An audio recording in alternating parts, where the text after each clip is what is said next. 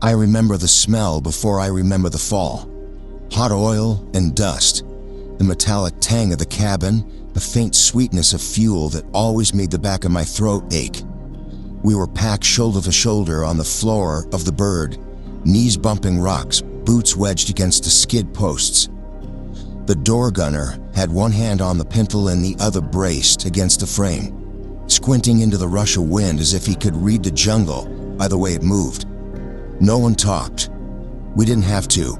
I could feel the mood in the set of shoulders, in the way helmets rested low, in how every glance slid toward the open door and then slipped away. The pilot gave us a thumbs up without turning. The crew chief checked straps along the bulkhead, tapped a man's elbow, tapped mine, ready. Everything felt the way it always felt, loud, fast, alive. The vibration, until it didn't. The first hint was a hitch in the thrum, a shiver through the deck that put grit in my teeth. The second was the crew chief's eyes, how they sharpened, how the easy half-smile emptied out unless something flat and focused. The third was the needle on the panel, jerking once, twice, like a heart skipping beats. The pilot said something, clipped and fast. The gunner leaned further out, scanning the treetops, as if a landing zone might bloom by will alone. All of a sudden the Huey coughed, the nose dipped, the world tilted. The crew chief shouted, "Hold," and we all clamped down on whatever we could grab. The pilot feathered, pulled, coaxed. The tree line rose like a wall, green turning into darker green, leaves shredding into strips as the blades carved through them. The engine groaned, and the floor under us became a sled riding air. We cleared one stand of trees by a prayer and a yard, then slammed through another, branches cracking across the fuselage like snapped bones. A burst of light, then shadow. Then the ground came up in a blur of brown and green, and the world stopped being one thing and became several at once. Impact is a private event. You don't hear it so much as it becomes it. Weight, force, and sudden rearrangement of your insides. I remember a white flash, then a silence so complete it felt like the sound had gone somewhere else to gather itself. When I returned, it came in layers. Metal ticking as it cooled, someone groaning, the slow lick of flame along a torn panel, and beneath it, all a hiss like a fuse burning down. I rolled to my knees. The open door was half closed by crushed skin. The gun gone slack on its mount. Heat strobed across my face. A smear of smoke drifted low and then curled upward, tasting of fuel. The pilot was still in his seat, hands locked white around the silic. Head bowed. The crew chief was already moving, cutting, shoveling, pulling men up by their webbing. The Huey had pancaked into a patch of scrub that wasn't a clearing so much as a pause in the trees. We were on a gentle slope that promised to become a problem as soon as gravity remembered us. "Out," the crew chief yelled. "Move, move, move." We clawed our way toward daylight, boots slipping on scorched paint. Someone shoved my pack against my back and I found my feet, stumbled into the open and tasted air that wasn't filtered through oil and fear. Behind me, two men piled out in a tangle, then another. A hand clapped my shoulder hard. "You good?" Marcus asked, not waiting for an answer. "Count," the lieutenant said, voice steady and small at the same time. He had that look some leaders get when everything is too close together, a calm that's less a mood than a decision, made so many times it becomes muscle memory. We counted, we shouted names, we listened for the answers that didn't come. Three. Three didn't answer. The crew chief went back in once, then twice, then looked at the lieutenant and didn't say what both of them knew. The fire found wind and brightened. The heat pushed us back a step, then another. The sound changed from a small to hungry. A part of me wanted to stand there until the math corrected itself, until all the numbers added up right. Another part of me, the part that had learned the jungle's logic, knew exactly what a column of smoke would bring. "We need a ring," the lieutenant said. "Now, 30 yards. Take high ground if you can find it." We moved like a ripple rolling outward, each man taking a wedge of their world. The ground fell away toward a shallow draw full of elephant grass and thorn. On the side, the slope rose into a tight knuckle of red dirt and scattered rock. Vines stitched the trees together like scar tissue. The air churned with heat. The Huey crackled and sighed behind us, sending a black banner up through the canopy. I could feel the banner more than I could see it, a signal blown with our own breath. "Radio man," the lieutenant called. "Find me Sky." Hughes, big shoulders, quiet eyes, nodded and touched the long whip antenna on his set like it was a living thing that might spook. He scanned the slope, found a thread of a path, and started up toward the rocks, belly low. I slid to the base of a tree that forked at shoulder height and sighted along the space between my trunks. To my right, David took a slot behind a stump where beetles glittered in the charring light. To my left, Marcus lay prone, cheek pressed to his sleeve. We had a patchwork perimeter, uneven but ours. It would have to do for now.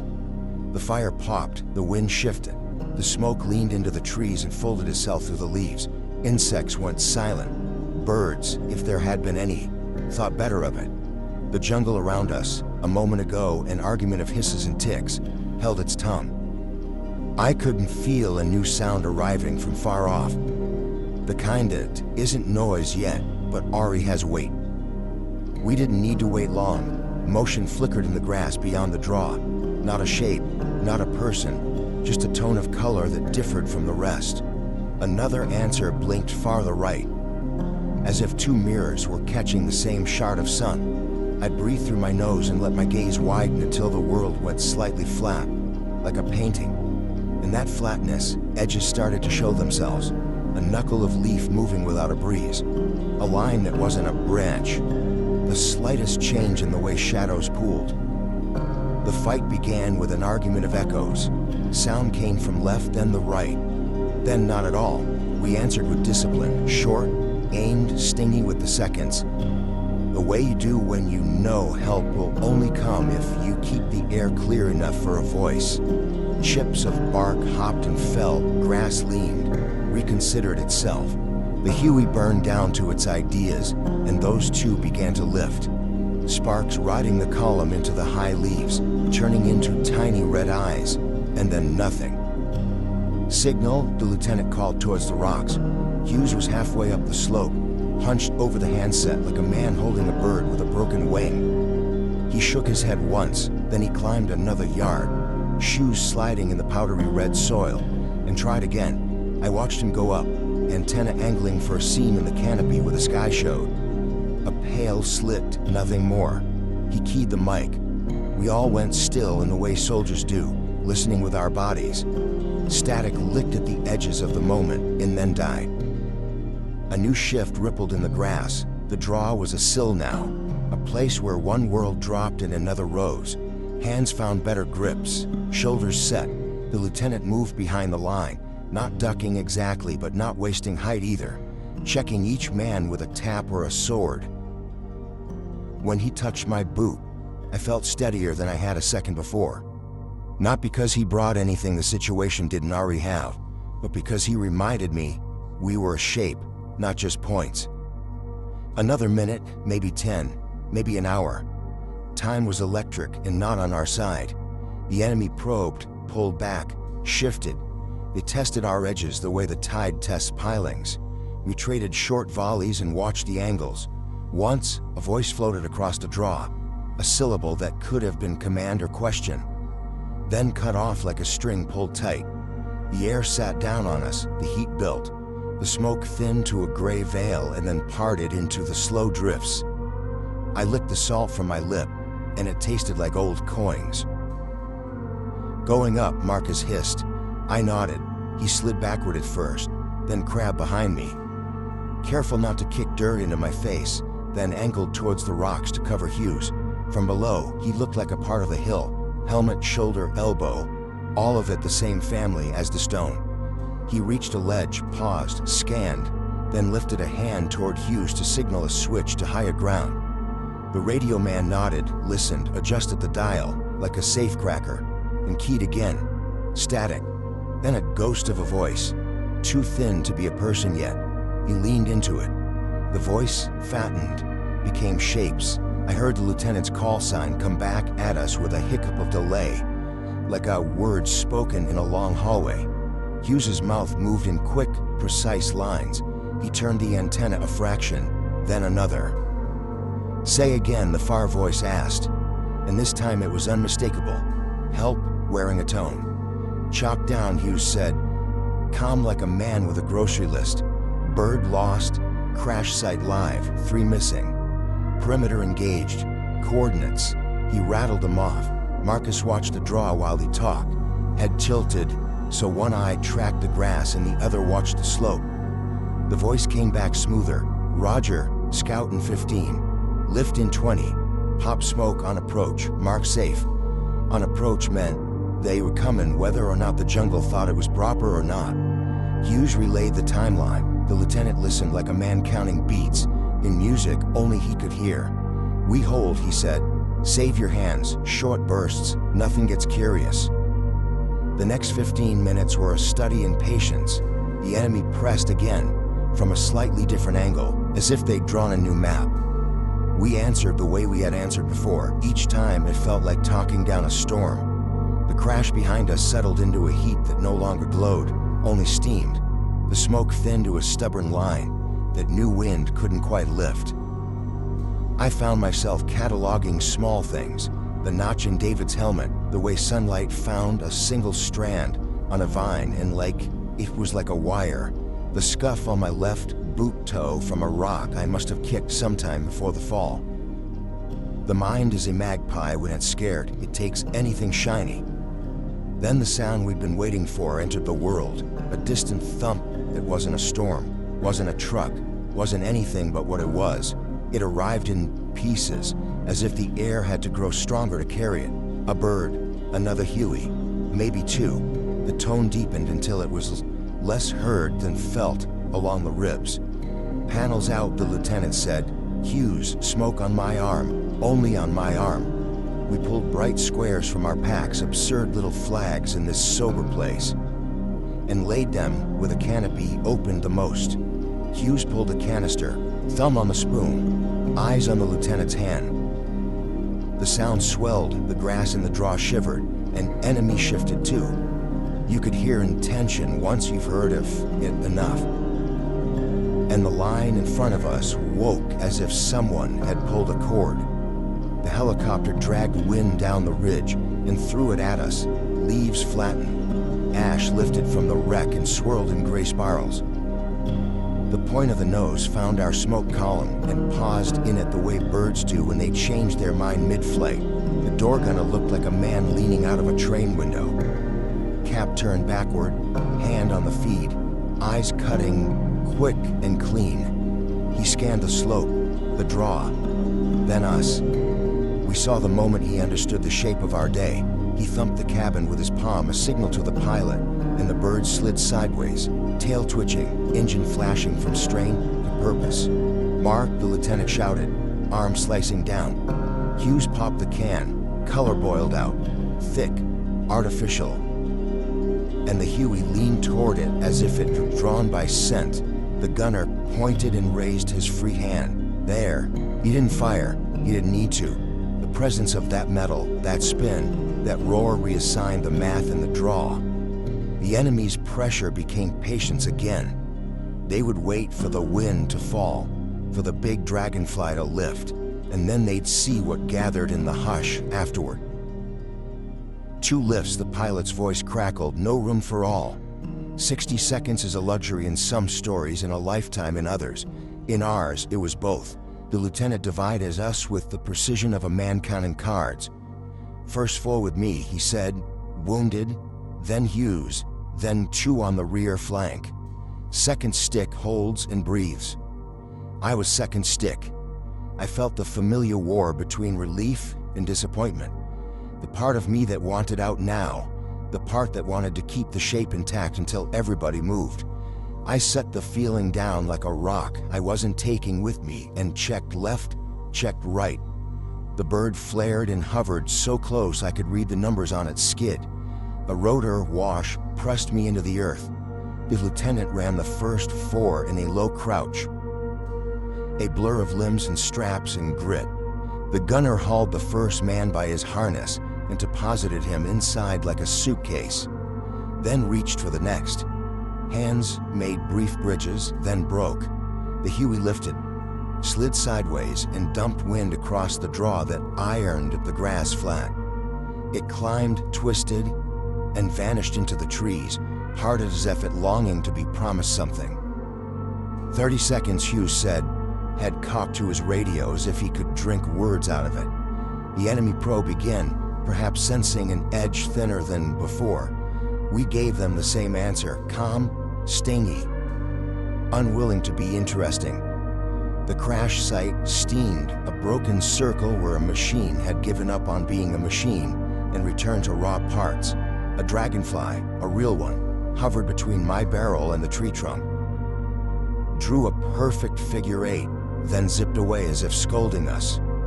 The helicopter returned with a sound like a door being kicked in by the sky. It shouldered air aside, pointed its nose down the slope, and held there, daring the world to say no.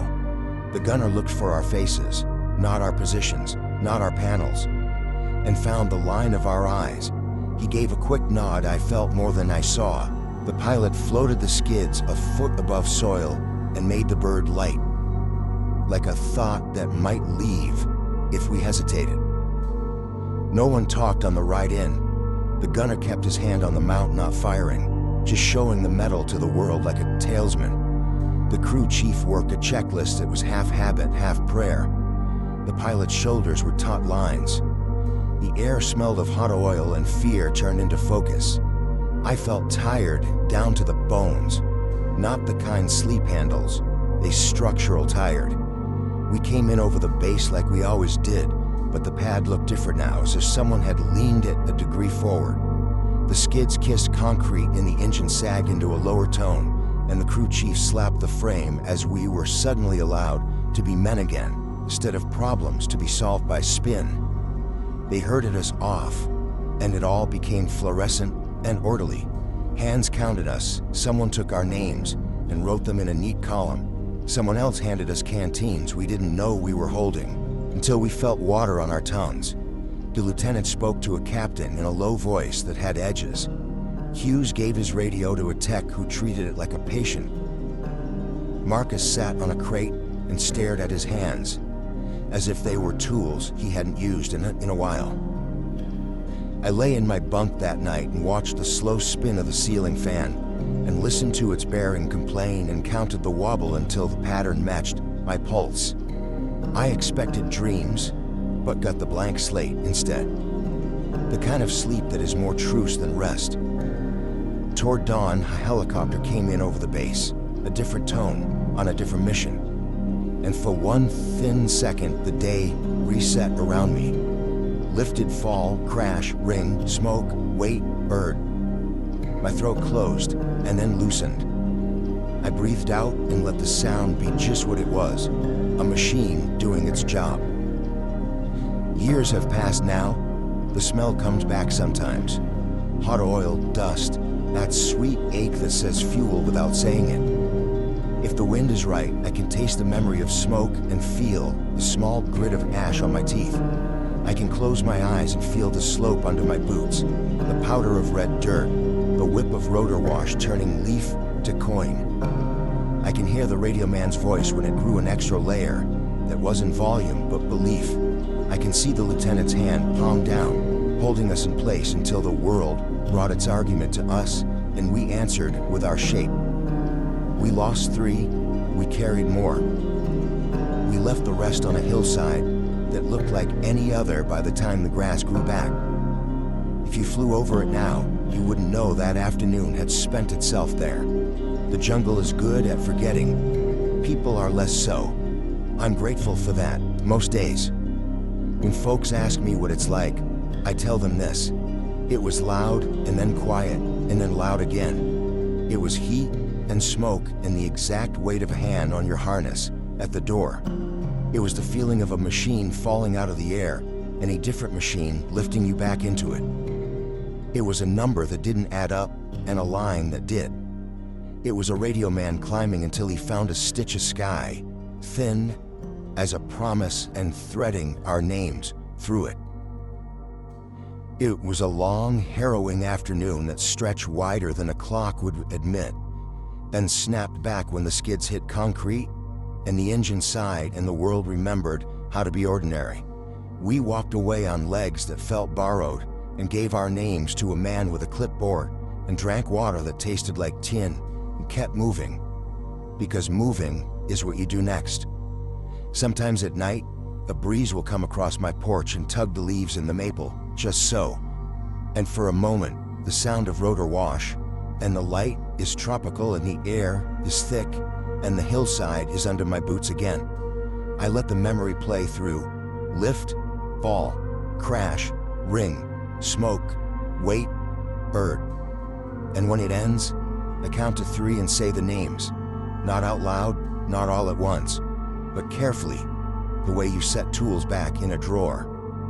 Then I go inside and turn off the light and listen for silence, which in its own odd way, and I remind myself we found a signal. We were seen, we were carried, and we carried back.